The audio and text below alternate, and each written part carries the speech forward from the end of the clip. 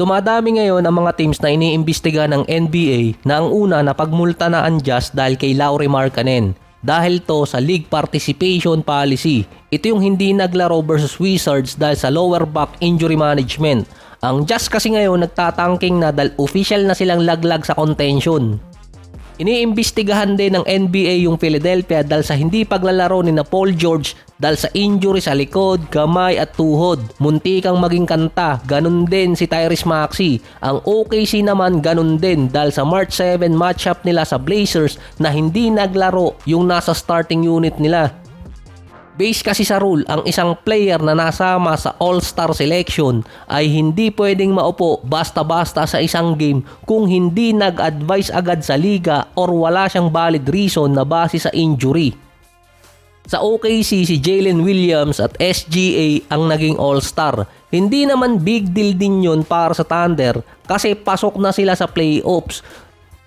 3 to 4 wins na lang din ang kailangan ng Thunder, secure na nila yung number 1 spot sa West. Mas delikado pa nga kung maglalaro lagi ang nasa starting unit nila kahit no bearing games na ang iba doon dahil posible pang magkaroon ng injury lalo na si Chet Holmgren. Nakakatipid din ang Thunder sa lineup nila sa ngayon. Sila yung merong pinaka lowest payroll sa NBA na nasa top 3 ng standing.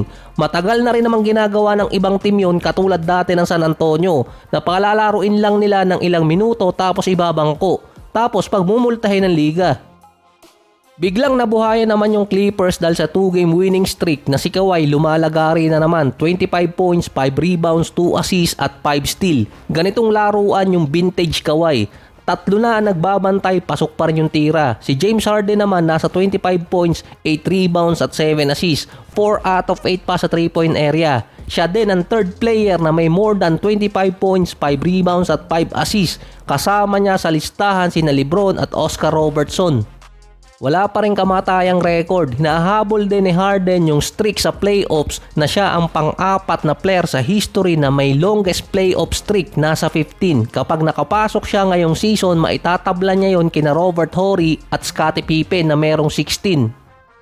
Dahil sa Clippers, delikado pang maagawan ng pwesto yung number 5 at number 6 sa West. Dahil sa Clippers, magkakagulo yung tiebreaker. Dahil yung LA Clippers nga nasa gitna ng standing. May 2 sa baba nila sa Pacific Division at 2 naman sa taas. Yung Minnesota ang panabla pa rin.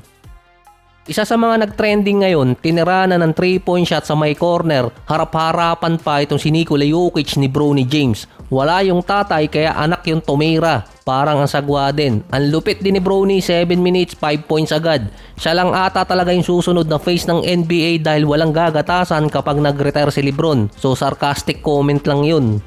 Ang dami ding player ng Lakers na hindi nakapaglaro dahil sa injury. Si Luka hindi pinalaro dahil back-to-back game yun at babad na babad versus Milwaukee Bucks.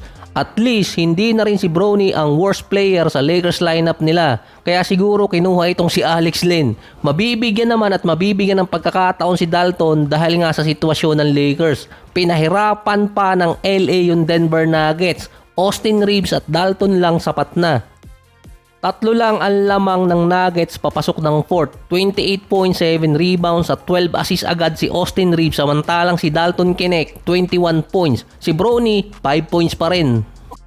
Nagkaroon pa ng 12-3 run ang Lakers tong 4th quarter na pinahirapan talaga ni Reeves yung Denver Nuggets. Nagkaroon pa sila noon ng 111-105 na lamang bago yun nahabol ng Denver Nuggets dahil kay Jokic at kay Christian Braun.